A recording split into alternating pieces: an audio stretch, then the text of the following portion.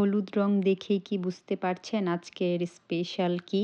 আজ রান্নাঘরে বসন্ত নেমে এসেছে।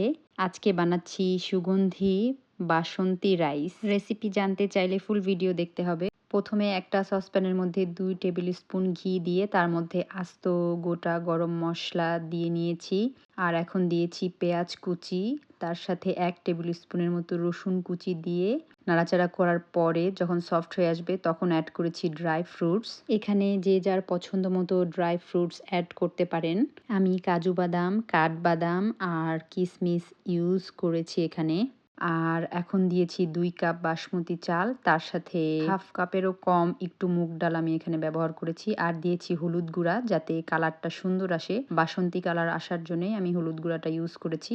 স্বাদ মতো লবণ, ২ টেবিল স্পুন কোকোনাট ইউজ করেছি আমি। এটা শ্রেডেড কোকোনাট ছিল। তো আমি সেটাই ব্যবহার করেছি। আর এখন ফ্লেভার আসার জন্যে কাঁচামরিচ দিয়েছি উপরে। আরও ১ চামচ ঘি ছড়িয়ে দিয়েছি। তারপরে ঢাকনা দিয়ে সুন্দর করে কাভার আপ করে ১৫-২০ মিনিটের জন্যে দমে রেখে দিতে হবে। এই যে রান্না কিন্তু ডান হয়ে গিয়েছে। কি সুন্দর ঝরঝরে হয়েছে।